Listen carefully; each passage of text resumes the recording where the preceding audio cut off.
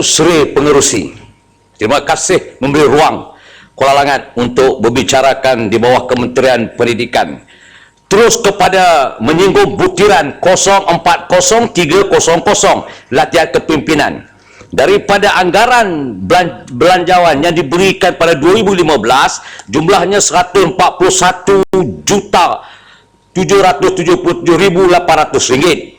Diturunkan kurang 50% daripada anggaran 2016 kepada 69,302,600 ringgit.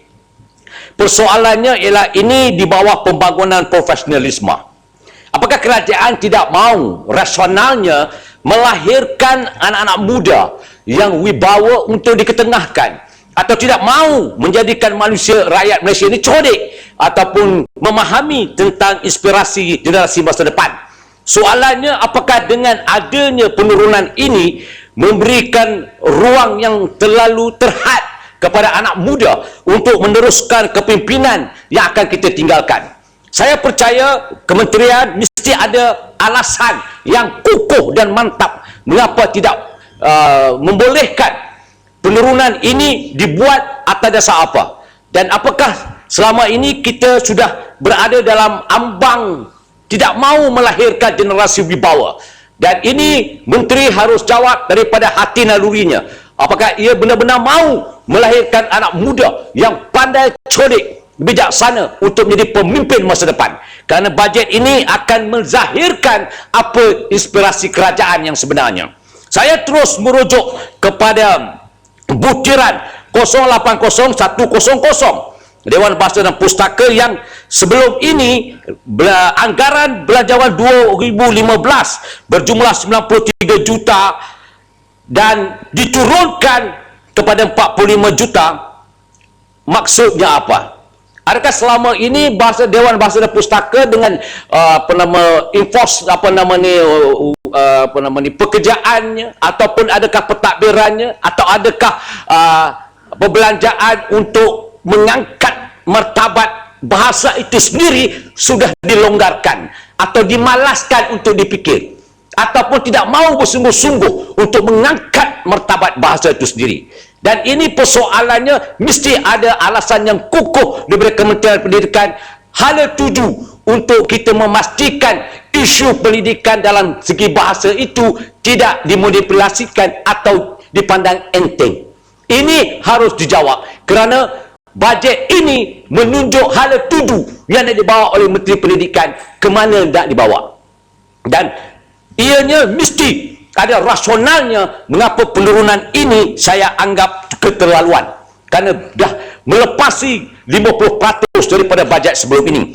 Maka yang demikian, kementerian harus bersungguh-sungguh. Kalau benar nak mengangkat martabat bahasa itu sendiri, mesti ada persiapan yang konkret supaya tidak jadikan alasan besok isu bahasa itu dijadikan alasan percakapan di kedai kopi. Yang terusnya, Datuk Seri Pengerusi, saya ingin menyinggung butiran 090300 perluasan program vokasional dan kemahiran. Anggaran 2015 berjumlah 26,543,400 ringgit. Anggaran 2016 kosong, ialah pocik. Apa maknanya? Dengan izin itu. Dengan izin. Bukan bahasa ni, menggunakan bahasa lain daripada bahasa kebangsaan. Isunya apa hari ini? Isunya ialah apakah negara ini tidak mahu melahirkan manusiawi yang bersikap berprofesional dalam bentuk skill yang mereka ada? Di manakah golongan mereka-mereka yang tidak berkemampuan untuk meneruskan pendidikan akademik yang ada ruang untuk mereka? Ini bermaksud program vokasional dan kemahiran tambahan ini tidak diambil indah oleh Kementerian Pendidikan. Apakah kita tidak melahirkan insan manusia masa depan yang mempunyai skill profesionalisme mereka sendiri? Apakah rasionalnya kementerian tidak langsung memberikan bajet 2016 dalam skop program vokasional dan juga kemahiran ini? Dalam masa sama, kita ingin melihat anak muda kita yang dilahirkan dalam sikap deskripsi mereka sendiri.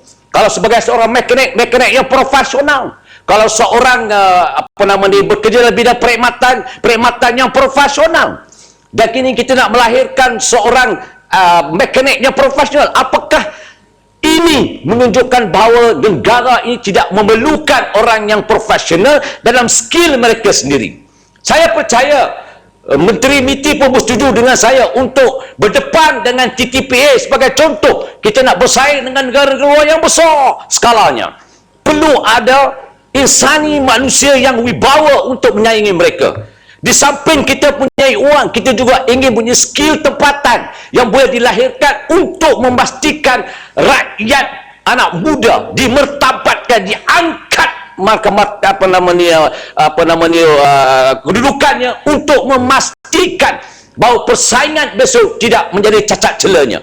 Saya percaya Jeli bersetuju dengan saya untuk kita berdepan dengan syarikat-syarikat besar, dengan negara-negara yang besar yang sudah ada persiapan akademismnya, dengan persiapan vocationalnya, dengan kemahiran mereka, memerlukan daya tahan yang kuat untuk bersaing dengan mereka. Maka demikian, Kementerian Pendidikan wajib memberi penjelasan dalam Dewan Yang Mulia ini mengapa pelaksanaan program vocational kemahiran ini tidak diberi satu sen pun. Datuk Seri Pengerusi, mohon Menteri menjawab daripada hati nalurinya, bukan atas kertas yang diberikan oleh pegawai di belakang. Terima kasih Datuk Seri. Terima kasih. Garang ni